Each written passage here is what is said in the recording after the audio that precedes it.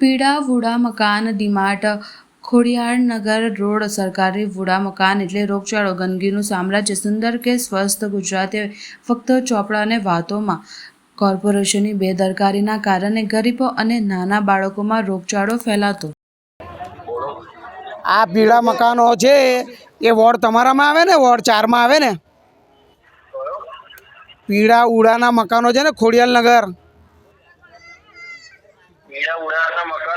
હા, ખોડિયાલનગર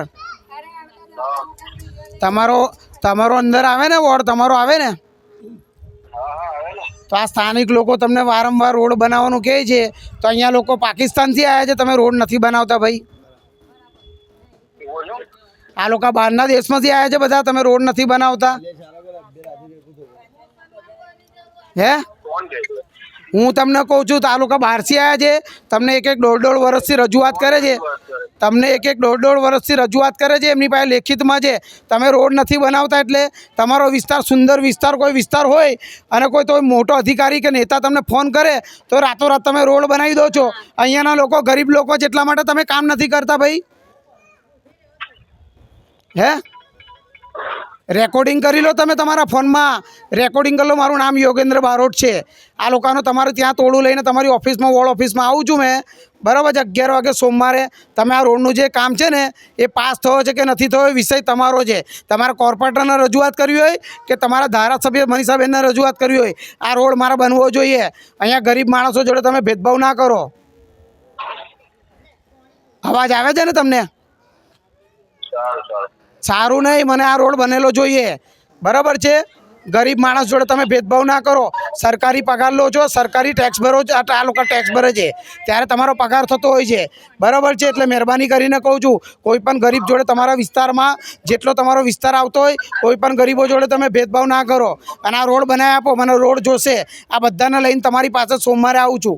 તમે કોઈની ગ્રાન્ટમાંથી બનાવો છો, ધારાસભ્ય હોય, કોર્પોરેટર હોય કે સાંસદ હોય, તમે જેની ગ્રાન્ટમાંથી તમારા રોડ બનાવો અને રોડ બનાવો। અહીંયા ગરીબ લોકો રહે છે વુડાના મકાનમાં, કેમ એમની ઇજ્જત નથી? એ માણસો નથી?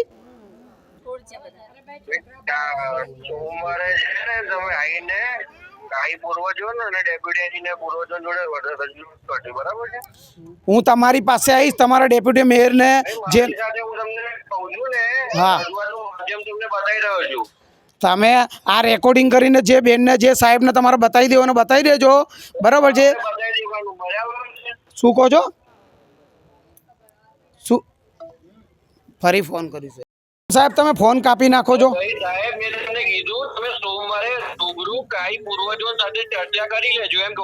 એટલે એવું નથી કહેતો, અહીંયા ગરીબ પછાત વર્ગ રહેતા હોય છે, એટલે તમે 11 વાગે રજૂઆત કરીશ। તમારું ડિપાર્ટમેન્ટ છે, તમે રોડ ખાતામાં છો ને? હલો, તમે રોડ ખાતામાં છો, તમારે જેને જાણકારી આપવી હોય એને આપી જ દેજો। સોમવારે મને અહીંયા આવીને નિરીક્ષણ કરો, કોના કોટામાંથી નાખવાનો છે, રોડ બનાવવાનો છે, તમારો વિષય છે, પરંતુ આ રોડ બનવો જોઈએ, બરાબર છે? ખોડિયાલનગર પીળા ઉડા કહેવાય એ મકાનોની અંદર જે ગરીબ છે એમને ગરીબ રાખવાનો પ્લાનિંગ જ છે એવું કહે તો એ વાત ફીટ બેસે છે। એનું મૂળ કારણ છે, ઉડાના મકાનો જ્યારે બનતા હોય છે તો એને 10-10 વર્ષ 15-15 વર્ષ સુધીને એને બનવામાં લાગે, પછી એ લોકોના મકાન ફાળવામાં આવે, ઝૂંપડપટ્ટી તોડવાની અને એ મકાનો તેમને આપવાના, પછી એ મકાન 10-12 વર્ષની અંદર પાછા મકાનો તૂટી જાય। આ 10 વર્ષમાં મકાનોની હાલત તમે જુઓ। સાથે પ્રધાનમંત્રીનું સૂત્ર છે, મારું ભારત સ્વસ્થ ભારત, પરંતુ આ ભારત જુઓ તમે, વડોદરા શહેર જુઓ, જે વડોદરા શહેર આજે કયા નંબર પર જતું રહ્યું છે?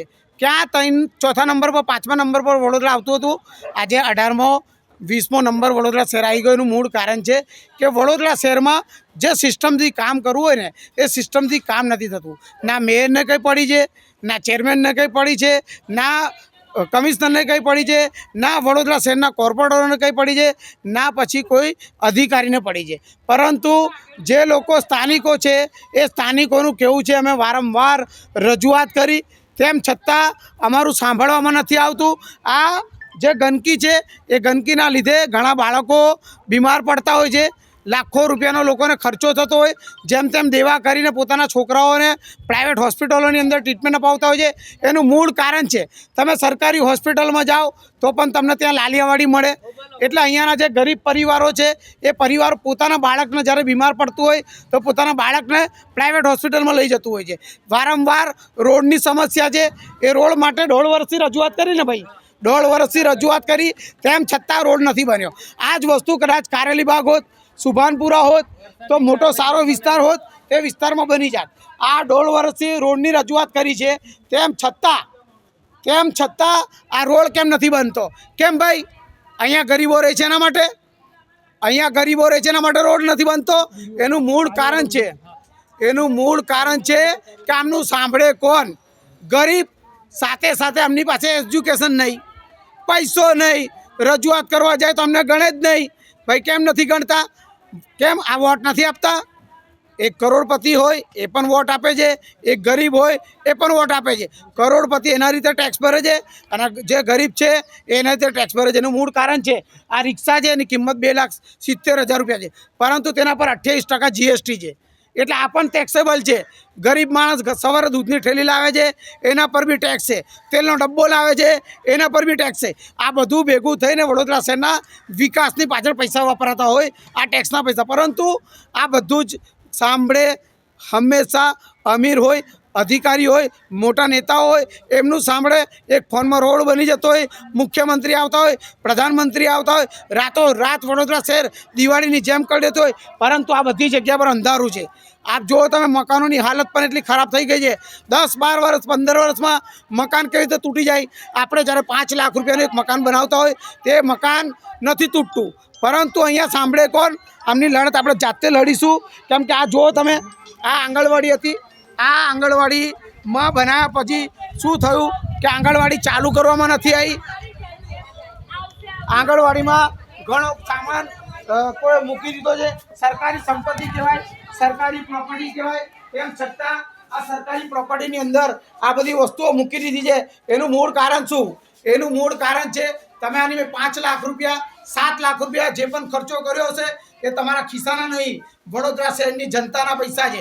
પરંતુ આ જનતાના પૈસાનો દુરુપયોગ થઈ રહ્યો છે દરેક જગ્યા પર. તમારે આંગણવાડી એ બનાવી જ નથી તો પછી શાના માટે બનાવી? અને જો બનાવી છે તો આનો ઇસ્તેમાલ કેમ કરવામાં ના આવ્યો? અને આ બધો સામાન છે એ આંગણવાડીના અધિકારી જે જયસ્વાલબેન છે એમને રજૂઆત કરીશ. એ બેન વડોદરા શહેરના મેન હેડ કહેવાય આંગણવાડીના. તેમને રજૂઆત કરીશું કે ભાઈ આંગણવાડી જો બનાવી છે તો આનો ઇસ્તેમાલ કેમ નથી કર્યો, અને ઇસ્તેમાલ શાના માટે નહીં કર્યો? અને આ બધો સામાન કોનો છે? જેનો સામાન હોય એ તાત્કાલિક ધોરણે અહીંયાથી સામાન પણ હટાવવામાં આવે. કોઈની સાયકલ પડી છે, કોઈની એક્ટિવા પડી છે, કોઈની ખુરશી પડી છે, કોઈનો સોફો પડ્યો છે. ભાઈ આ સરકારી સંપત્તિ છે. સાથે તમને આપણા ન્યૂઝના માધ્યમથી કહેવા માગું છું કે અહીંયાના જે પણ અધિકારી હશે, અહીંયાના મનીષાબેન ધારાસભ્ય છે, તેમને પણ ફોન કરવામાં આવશે કે બેન તમારા વોર્ડની અંદર આ પરિસ્થિતિ કેમ છે. કેમ કે અને પહેલાં કહીશું આપણા ન્યૂઝના માધ્યમથી, આ લોકો અધિકારીઓ ફોન નથી ઉઠાવતા. સાથે જે ધારાસભ્ય છે એ પણ ફોન નથી ઉઠાવતા. પરંતુ એમને કોઈ અધિકારીનો ફોન આવે, એમનો સાંસદનો ફોન આવે, એમના અધિકારીઓનો ફોન આવે તો એ ઉઠાવી લે. અને પિંકીબેન સોનીનો વોર્ડ છે, વોર્ડ નંબર 4 છે. તો અહીંયા રોડ બનવો જોઈએ. સાથે રોડની સાથે જે ગંદકી છે એ સંપૂર્ણ રીતે ગંદકી દૂર થાય. અને આ લોકોનો પ્રોમિસ આપું છું કે તમારી લડત મારે કાયદેસર બાબા સાહેબના આંબેડકરના સંવિધાનના પ્રમાણે એમની સાથે લડવી પડશે. કેમ કે તમે ભેદભાવ કરો છો ગરીબો સાથે. આ ભેદભાવ ના થવો જોઈએ. કેમ કે ગંદકી એટલે કેવી ગંદકી છે. ગરીબ આ તમે જો પહેલા પાણી ભરાયા હતા, ચાલવાની બી જગ્યા નથી. વોર્ડ નંબર 4 માં રજૂઆત બી કરી હતી અમને. ગાડી તો મુશ્કેલ છે પણ ચાલુ બી અઘરું પડી ગયું. વોર્ડ નંબર 4 ના જે સફાઈના અધિકારીઓ છે એમને સાથે જે વોર્ડ નંબર 4 ની અંદર જે મેન અધિકારી કહેવાય, સફાઈના વોર્ડ ઓફિસર કહેવાય, એની નીચે સેનેટરી ઇન્સ્પેક્ટર આવે, એ બધાને રજૂઆત કરવામાં આવશે કે ભાઈ તમે અહીંયા ગરીબો સાથે ભેદભાવ કેમ કરો છો? તમે પગાર લો છો. એ વડોદરા શહેરની જનતા જ્યારે ટેક્સ ભરતી હોય છે ત્યારે સરકારી કર્મચારીઓનો તમારો પગાર થતો હોય છે. તો ઈમાનદારીથી કામ નહીં કરો. અને ઈમાનદારીથી કામ નહીં કરશો તો ઠીક છે, પરંતુ કામ નહીં કરો તો તમારો કાન ઊંધો કે સીધો પકડવામાં આવશે.